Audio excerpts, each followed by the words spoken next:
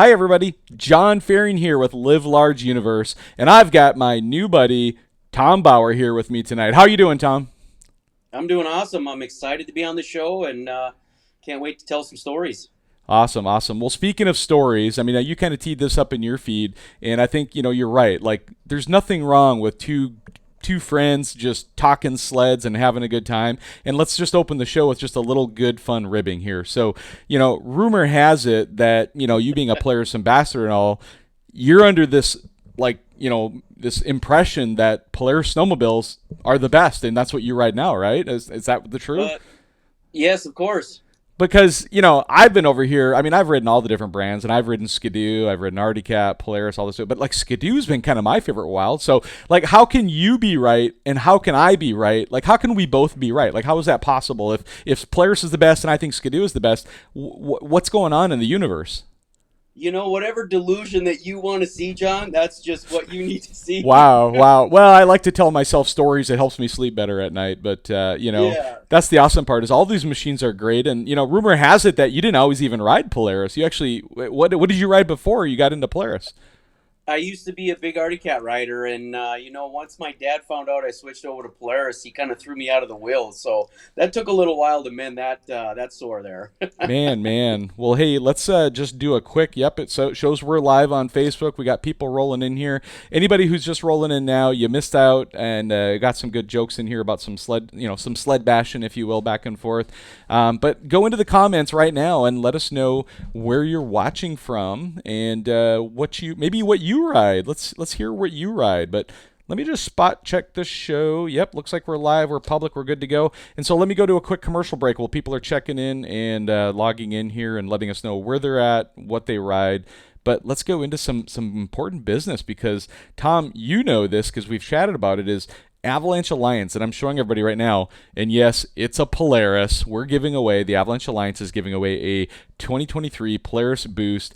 This machine is decked out like, man, this thing is it's about a $30,000 build. It's built up with Ice Age, it's built up with SLP, it's built up with Zebro's products and Seat Concepts, and you name it, this thing's got on it, and it's got just this crazy sick wrap on it as well too. Amazing companies all coming together to make this happen. Really, really appreciate everybody checking this out. So get in there and check it out. We've got that is our first place prize, and then we have the Marlon sled deck as our additional prize, our next prize, if you will. And with that, it's a $6,200 prize. Like, why would you want to not run your sleds around whether it be a Polaris or a Skidoo or an Arctic Cat? It doesn't matter. They all fit on top of this Marlon sled deck. And guess what? Tom, you talked about riding an Arctic Cat before. Guess what? We're giving one of those away too. So Arctic Cat has donated a ZR200 youth snowmobile that these folks can win also by just going into the link here. There's a promo code in here, promo code LiveLARGE, and if you click on this link, you're going to get 30% more entries into the sweepstakes. And guess what? We have only about 30 days left, 1 month to go to the end of the sweepstakes. So we're in the final countdown of the sweepstakes. And you can also get in to win this climb package. So we've got a mono suit, we've got a helmet, goggles, boots, Avalanche pack, big deal, big prizes all coming in from Climb as well. And our final prize is Ortavox. So Ortavox here, they've got an Avalanche beacon, shovel probe, and an airbag pack, all for you as well for part of that sweepstakes. So, Tom, rumor has it you might be a big fan of Avalanche safety and education too, and I think we're going to get more into that later in the show. And so, what do you think? People need to get in on the sweepstakes before month is up and it's too late. Oh, definitely. I definitely got my own ticket, so I'm hoping maybe mine's the winner. Maybe I'll be the one. I'm actually the one that gets to help announce all of this too. We go on the Snow West Magazine's Facebook page, and we do a live broadcast to announce it right there on their Facebook page here, and that'll be on December 18th. So the sweepstakes closes out on the 10th, and then we give everything away on the 18th is when we announce it all. But one more thing before we get into the interview I'm going to do is let everybody know that if they share the show out tonight, they're going to get entered in to win this amazing prize pack from Mountain Lab. So Mountain Lab is sponsoring the show again.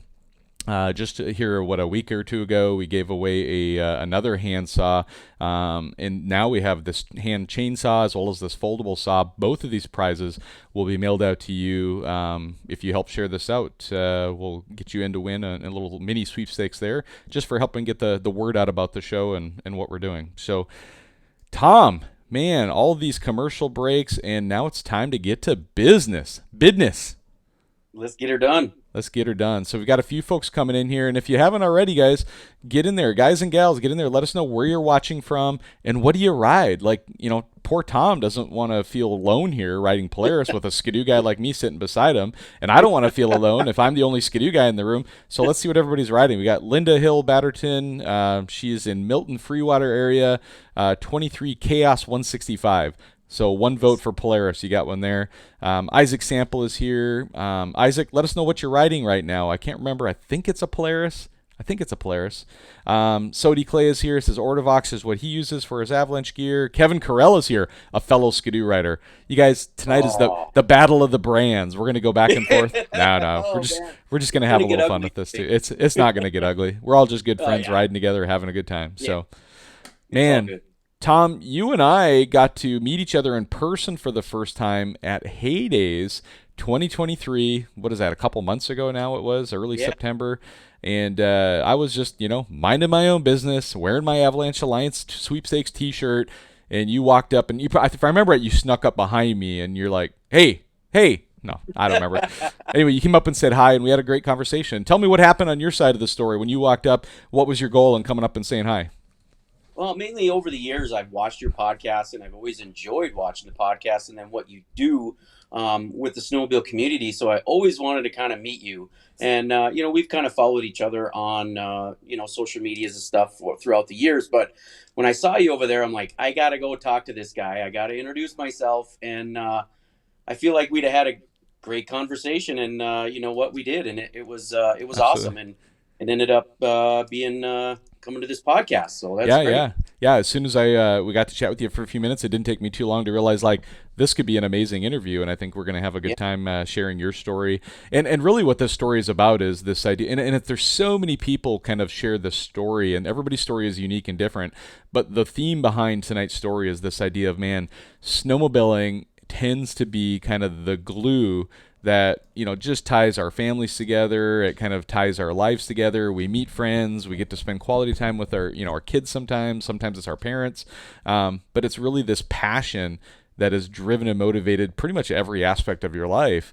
And over time, and we'll get into that a little bit too, you've been able to become a Polaris ambassador, which again, a company like Polaris is lucky to have somebody like you out there really making a difference in the sport. So. Yeah, I mean, I've done a lot of things, whether it's summer, fall, winter, and there's nothing like snowmobiling that just it's like my therapy, and it's pretty awesome. I always love wintertime. Yeah. Well, today's a big day, so it's November 12th here. It's Veterans Day was yesterday. The snow show in Spokane I got to go to yesterday was there. It's my son's birthday. Happy 22nd birthday to my oldest son, John Farian, as well.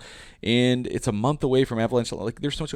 And also, I got a handful of friends who got out for their very first snowmobile ride of the season this weekend. Yesterday, there was pictures posted, maybe some of them from this morning, but I think most from yesterday.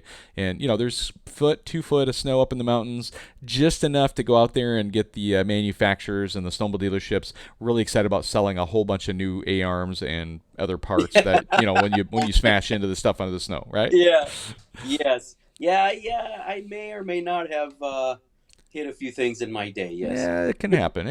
I might sneak out this next week. We'll see. I haven't decided yet. I just finally got the Marlon sled deck in the back of the truck again tonight. I had to do some maintenance on the truck here, but the Marlon sled deck's back in the truck. I'm gonna get that locked in and mounted this weekend, and maybe I'll sneak up, sometime in the next week here and get some first tracks down. So.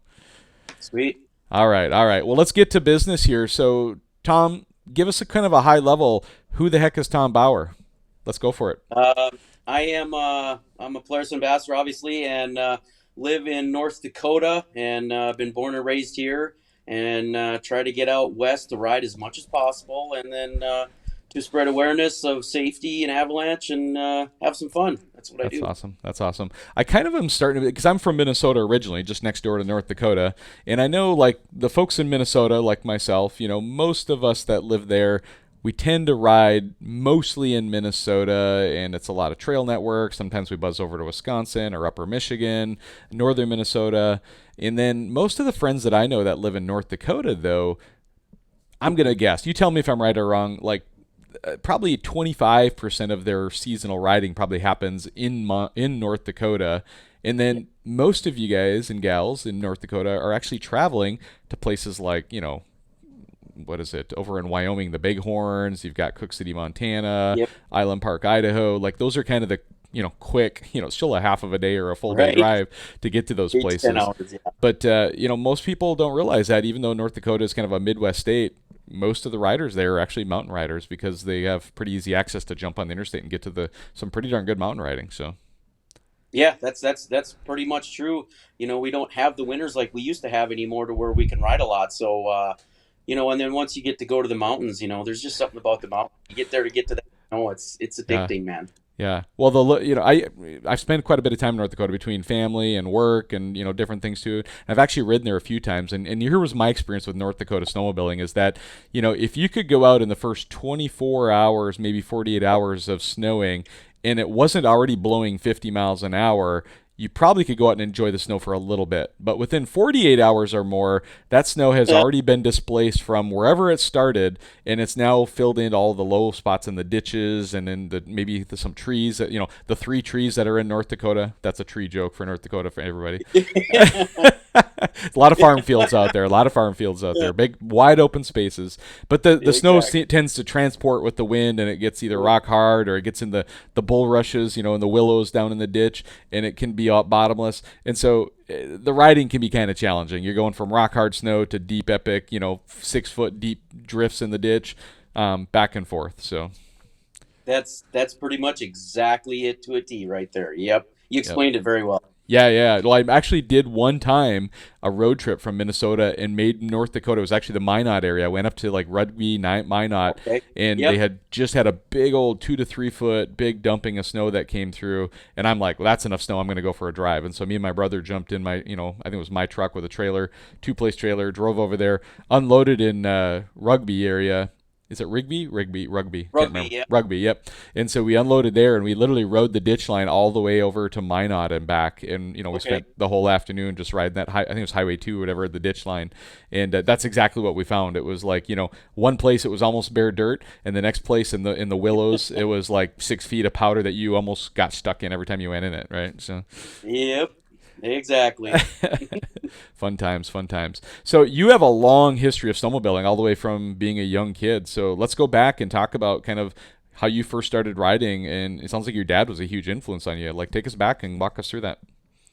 Yeah. So my parents were pretty avid snowmobile riders back in the day. And I started when I was just a little tyke. I could barely hold up my head with a helmet on, riding a little kitty cat, and I hit a few things. Let's just say the skis were bent straight so many times they almost fell off. but yeah, no, started young like that, riding sleds, and we worked hard on the farm, doing everything we could to keep busy, and then snowmobiling was our snowmobile time, and we definitely did a lot of that over the years, and it's been a great experience, great fun. Well, it sounds like your dad did more than just riding also. Did he have kind of like a little side hustle or a business that he was buying and selling machines and repairing machines or taking people on trips? Talk us through kind of some of that detail. So we, my dad, he always bought sleds, fixed them up, rode. And then once my brother and I got bigger, we got a little more serious, and then he started selling more, working on more sleds, selling. And then also, my dad's been going to mountains riding since 1978, and still goes to this day with me and brother and my kids. And then once we started selling more sleds, we started like, well, hey, we can take some of our buddies with us, and we can go riding and show them the great experience out in the mountains because they've never been there. Yeah. And back then, this is back in the 90s, so he could take people for the whole weekend for like $100, and that was everything. Yeah. It was taking the sled, the gas, the fuel, the hotel, the food, and that was awesome at that time. Because heck, man, my brother and I were going riding, and we're helping people, teaching them how to ride, getting them unstuck. It was definitely a great experience, and it was fun because everybody was just like, man, this is the greatest thing going riding out west. I mean, I wish that we could have a list of all the people that my dad took out to the mountains in Cook City Yeah. and out in West Yellowstone and South Dakota and stuff. It was pretty awesome. But yeah, we did that really pretty hard in the mid '90s, and then I mean, you know, after the snow kind of started getting tough, and we didn't have them Yeah. snow seasons like we always did, and it just was tough to sell sleds at that point. So, Yeah. but yeah, we always enjoyed it, and taking the guys out there, it was pretty sweet, you know, and it was awesome. Yeah, and you know, something I don't think a lot of people think about, or you know, things that people take for granted, is the idea that as a fellow Midwesterner from Minnesota, just next door to North Dakota, there, that first time that someone offers to allow you to come with on their out west trip, right? And that happened for me in Yeah. 2007, and I still remember like that trip was life changing, like literally life changing for me, right? It was the first time Yeah. that I experienced. I had been up to Upper Michigan and ridden in some deep snow, but never in anything that you would consider a mountain, right? And so to have the Right. deep snow in the vertical terrain, and just to experience it, like for me, like I was immediately hooked, right? And so that moment in time when I got to go on my first trip and I went to Cook City, Montana with a group of friends, like that was the beginning of the rest of my life. And, you know, it paints a lot of why I'm here today talking to people on a podcast like this, right? On a show like we're doing. And, you know, just because somebody invited me to come with on their trip, right? And so what your dad has done for probably so many people in your community up there has unlocked, you know, a new lifestyle for them as well too, and it's something that you guys should really be proud of, you know, or you should just Yeah. duck and hide because all the neighbors and the neighbors' families are all mad at you because you're spending everybody's money on snowmobile Right. trips now, right? Yeah. You know, back then though, you know, it was a lot cheaper to go riding, and you know, yeah, it was definitely cool back then, you know, and it's Yeah, great now. I mean, compared to what the sleds were back then to yeah, where they are now, the yeah. difference is just astronomical. Yeah, I can't even fill up a tank of gas in my truck for $100 anymore. So like Exactly. to go on an entire trip for $100, I can't even dream that anymore. It's like it's you know, Yeah. I might get like part of the way to on the trip, you know, for $100 nowadays. Yeah. Very good, very good. And so, you know, starting out with your dad and all those things, and family in there too, and then eventually you started your own family, right? And you have kids, and they ride with you now as well too. Tell us a little bit about how what your dad started, the baton's been kind of handed to you, and you continue to include your dad, or your dad continues to include you, however you want to look at it. But then now the little munchkins have gotten involved, right? You know, they're probably not so Yeah. little anymore, Yeah. but you know, let's talk about the family and your kids, and you know how that has affected your immediate family, and you know what snowmobiling means to you guys and some of the trips you've been on. Yeah, I mean, so you know, when I was young, you know, most all my family went riding. Most of my family still rides to this day. Yeah, Now I have four kids. I have two girls, two boys. All of my kids ride with me. My boys ride a lot more than my girls do. They yep, definitely have the itch, probably about as bad as I do. So yeah, they want to go as much as possible, and we go ride out west as much as possible. I'm really in deep of teaching them yeah, technique and everything so that they're really great riders, and then moving forward with the safety and all that stuff too. But yeah, my dad still goes riding out west, so I make it a point every single time when he goes that I'm going with. You know what I mean? It's not every day that a 78-year-old man goes out to Cook City, Montana, and rides, and you yeah, know he doesn't just ride on the trail. You know, he gets out back there, and yeah, he's not doing the crazy tree lines like yeah, we do, but he's back there and he's riding. And the passion of snowmobiling is really big and deep, and I just really love to get that energy out of him because it doesn't matter. You know, he's yeah, just out there, that's what it's always been, and it's just the snowmobiling just makes it more fun, you know, and you can do it, yeah, and then kids with their grandpa, and yeah, it's a really great moment. We have so much fun, we enjoy it all the time, yeah. and you know, it's always great when you have that type of energy when you go riding. Absolutely. Well, and don't take it for granted that your dad still rides. I know you don't, but I'm just going to call that out because you know your dad's 78, my dad's 83, and it's been a number of years since my dad has ridden sled. And for me as an adult, I think the most riding I've ever done with my dad is I've gone out to maybe their house, you know, taking him back and forth to the ice fishing shack or something. But his health and his body has deteriorated early on in his life to the point where his back wasn't able to take, you know, getting out and doing any legit riding for, you know, probably geez, 30, 40 years now, it seems like. And Wow. so Okay. I never got to really, experience that other than when I was like super little, on my mom and dad's laps and stuff, riding with them. But, as a kid where I could go out and ride my own machine, very little have I gotten to do that. And so envious of what you've been able to do with your family there. So, Yeah. the other thing too, I mean, and I've got two sons who don't appear to be terribly interested in snowmobiling, but I've got one of them who decided that we were going to get into motorcycling as a family. And I know my experience with going out on a motorcycle ride with my son, it gives us a lot of quality time. We have helmet communicators on the motorcycles, a little different than snowmobiling that way, but snowmobiling usually requires things like car trips, road trips in the truck. You're spending time on the mountain actually riding together. You're spending time probably in the lodge or the Airbnb or the house that you guys have out there. But talk about like what it's meant to the relationship with your kids to have snowmobiling be part of that, and some of the things that it's really allowed you to, how it's gotten closer to your kids than maybe you would otherwise. So, For me, it's great. Not only is it a father and son relationship, yeah, we're friends, we're like best friends. And it's not a lot of the things that we talk about every day on an everyday basis when we're in the mountains. yeah, We enjoy them. We enjoy our friends. We enjoy our family time.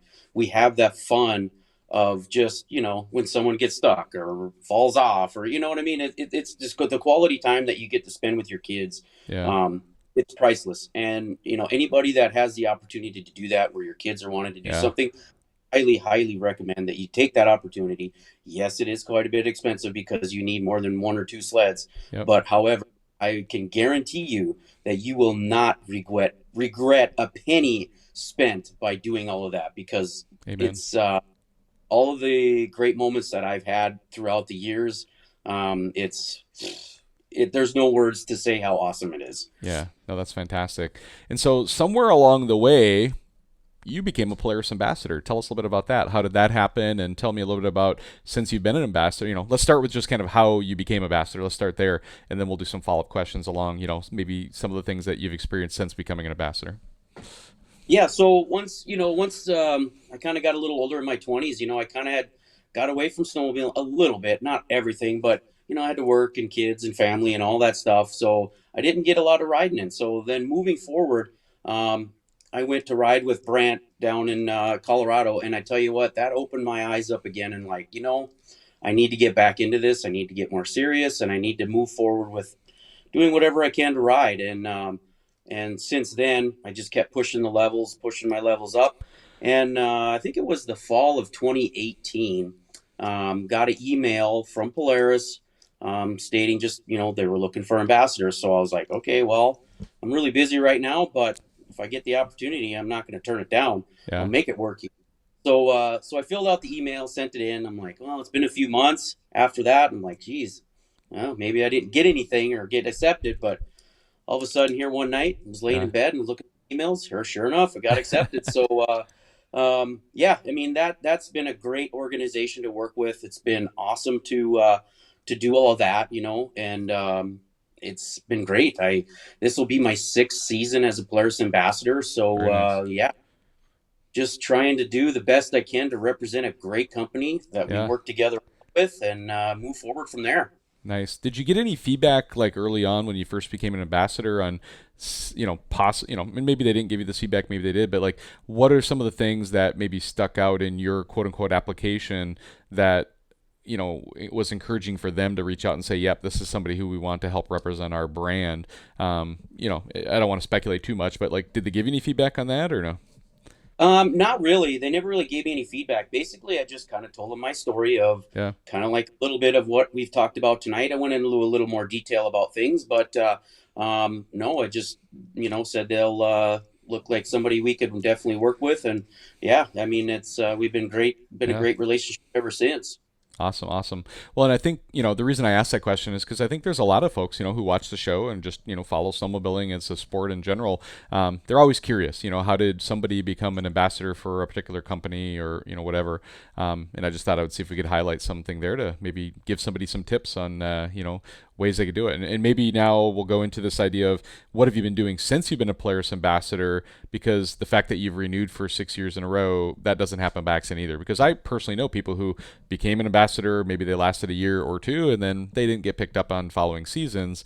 And so, what do you feel like is kind of the secret recipe to you going in this for the long haul and having been on now for 6 years? For me, a big thing is I want to be professional. I want to make sure that any brand that I represent, that I'm doing a great job. I'm representing them professional. I look professional as a person. I take it seriously. It's not something that I'm this guy just because of that. No, snowmobiling is not just a habit for me. It is my life. It is a way of my life. That is Yeah. just what it is. It's not something that I do part time. So no matter what I'm doing in the summertime or whenever, it's always got snowmobiling on my mind. How can I set it up to where I can get more riding in? How I can work with other companies that I want to work with, things like that. I'm setting up, like social media. I do a lot of that. I work with some of my local snowmobile club. We have it's called the CERT Community Emergency Response Team. Nice. I help with that. And what that is that's just basically a team of guys, whether it's snowmobiles, side by sides, boats, whatever. If there's bad weather or somebody's stalled or anything like that, the task force can give one of us a call. We can run out there if it's close by. We can check the area, and help out that way.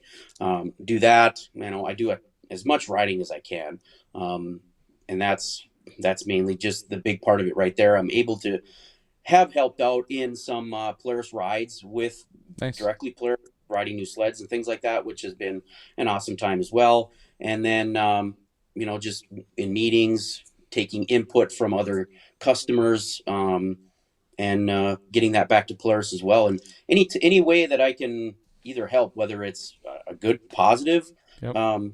feedback or negative, and then take it back to Polaris, Yep. and they make things better. They want to broaden their horizons on anything that's going on in their products. So if there's a problem, they want to make sure that they fix it and move on from there with something better. So those are just some of the things that I've done over the years. Very good, very good. Well, let's take a quick pause here and let's see if anybody has any questions. I'm just going to remind everybody, too, that if you actually take the time to share the show out tonight on your personal page, different, various pages through the Facebook community, you're entered in to win these saws. So we've got a folding saw from Mountain Lab as well as a backcountry chainsaw. Both great products. I use them personally. They're always in my tunnel bag and a great way to go. And then don't forget, too, the Avalanche Alliance sweepstakes is literally 30 days away from tonight's broadcast, and you can get a chance to win amazing prizes. The grand prize being a Polaris snowmobile. Little coincidence tonight, we have a Polaris ambassador here, and so as long as we've got you, Tom, I'm going to ask you kind of a question we didn't talk about, but I'm going to say, okay, if I'm a Polaris rider, what's your sled of choice? Was it the 850 naturally aspirated, the 850 boost, or the 9R? What's your go-to weapon and why? Now, I know they're all awesome. But what's your go-to weapon? What's your go-to? It's very difficult. It depends on the elevation that I'm riding at, for one, and for two, what the snow is like. Yeah. One, the lower the elevation is, the more I want to ride the 9R. It's just instant throttle response. The low end power is great. But the more I get up into higher elevation and the snow is better, I want to hop on that boost and just ride, because anything that, let's say, the 9R can do, the boost mainly can do that, and then more. And for me, typically, I just love the feel of the raw horsepower as it's just pulling up the mountain. That, to me, I just love that feeling. Nice. So I guess if I had to choose one sled, I would probably choose the boost. Nice. And a lot of that, like you said, is based on where you ride mostly, right? This kind of thing. Because honestly, like here in Washington State, I would pick if I was a Polaris rider, which I'm not, just to be clear. You should be, John, though. But if I was, the 9R would be my sled, because I've got Skidoo naturally aspirated, I've got Skidoo turbos, both, Yeah. and I love both depending on the snow conditions and where I'm riding and whatnot. But for everyday day in and out riding, like that 9R, I've actually gotten to ride a couple of buddies' 9Rs, and for me the 154 would be the one, or 155, sorry, that I would end up picking. Just for my style of riding, I love skis in the air. I love, re-entries and little hops, jumps, whatever, those kind of things. And, it's hard to beat. It's a good time. Thing's rowdy. So, and then you keep making them shorter. 146s even now, right? Right? So Yeah, you never know. I can't even imagine me riding a 146. That thing would be like Yeah. upside down half the day. So, Well, that'd be fun a little bit. yep. So let's talk about the fact that, you know what, the people you love the most are out riding with you all the time, and that, you told me, has kind of inspired you to be even more safety conscious than probably the average rider out there. And I know you're kind of real passionate about backcountry safety, avalanche safety, and I'm going to give you a few minutes to kind of, tell us what's on your mind around those topics, and what message you want to share with the backcountry riding community that's listening tonight. So. Definitely. Yeah, no, that's really important to me. Back a long time ago in the 90s and early 2000s and stuff, when we were riding, we didn't have avalanche safety. We didn't have avalanche training. We didn't have a lot of, or there was out there, but at a very much smaller scale. And, over the years, avalanches happen. What happens most of the time at that point, long time ago, a lot of the guys maybe weren't walking out of there, so that was a scary thought. As we were riding out there, the machines were getting better. So as years went on, I just I need to get more into the avalanche safety, and not even, yes, for myself and for my family members, but you know what? It's about everybody should learn more avalanche safety. Take the time to practice with your gear and get the proper gear, so that and then watch the forecast, obviously, so that when you're out there riding, because we're getting into these areas that, let's just be honest, can be not safe. And it's we need to be safe, because me as a person, I don't ever want to come home without one of the people that went out there with me on a trip, let alone myself or one of my kids or close family members, or even just friends, even rolling up on somebody that you don't even know. Yeah. If that's something that I can take the time to learn, get some classes, know what's going on, and maybe save someone's life, that's huge right there to me. That's worth it all. Yeah, there's a real common, thing that I've shared with a number of people, and it tends to keep resonating. And I'll just share it here again too. And if you guys listen regularly, you've probably heard this before, but for avalanche education, I call it 3 different phases, right? There's 3 phases, and this is John's view of this topic. Nobody else I've ever heard say it this way, but when I talked to, literally just yesterday, I was at the Spokane Snow Show, and I talked to Gabriel, who's at the Idaho Panhandle Avalanche Center in northern Idaho, and I talked him through this, and he was nodding his head, and we were talking to a client that was just walking up and looking at something. But it starts out, and we all go through these phases. Ignorance is bliss, meaning I haven't had any avalanche education. I'm just out riding. I don't know what the dangers are. I don't know enough to be afraid yet. And so ignorance is bliss. That's how I start. And it feels really good, but we don't know what we don't know, right? And then we get a little bit of avalanche training, and it could be like a single awareness class. Maybe we talking to a friend. Maybe we've even taken on the snow class, like a companion rescue. But we've now taken our first avalanche class, maybe a one-time, type of thing.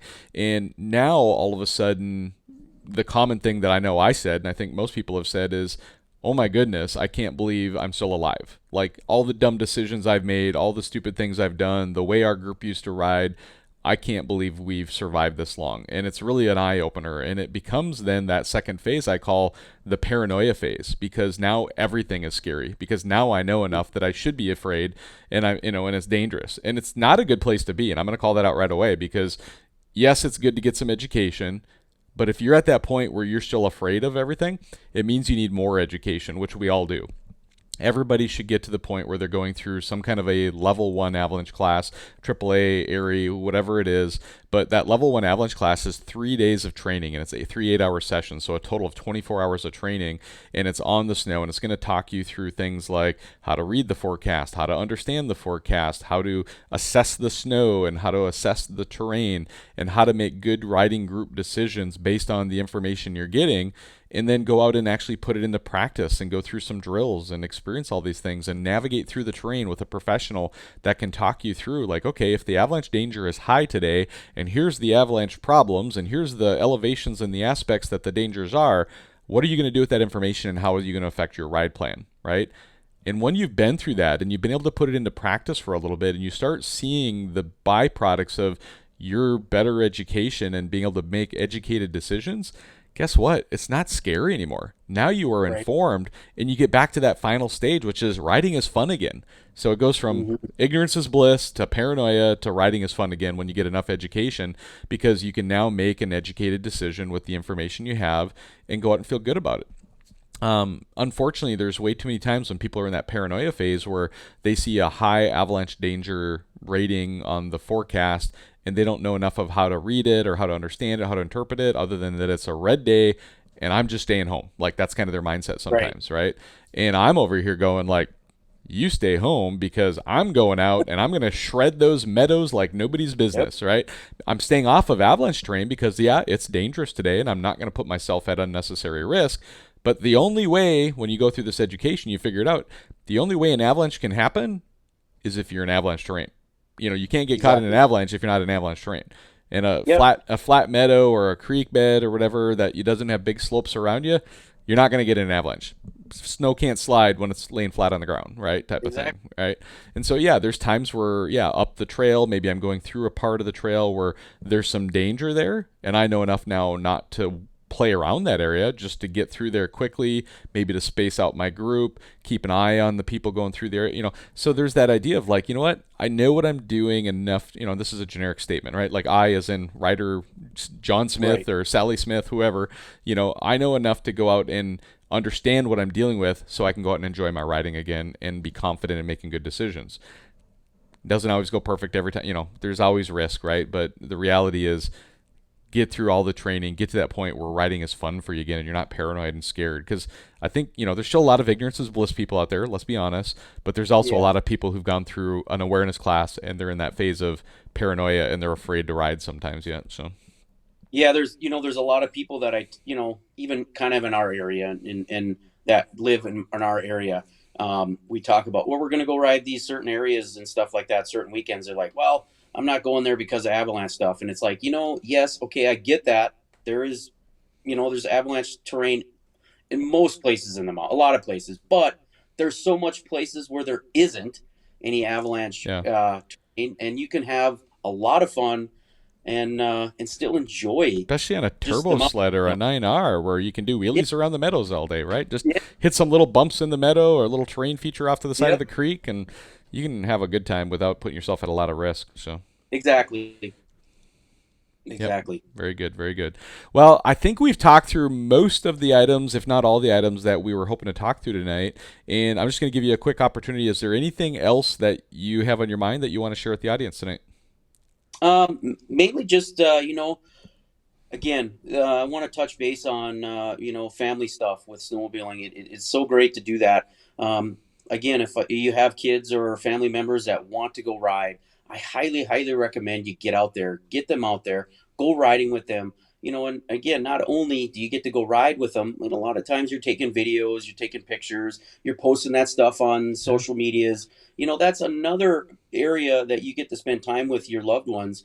Making these videos for me, my boys are making videos with me, so that's another area we get to spend more time with, just doing all of that, because eventually, they're going to grow up, they're going to live their own life, and they're going to get their own things, they're going to do their own things. So again, you got to take that opportunity now, and you got to build that relationship now so that it stays later, so that way you get to spend time with them later.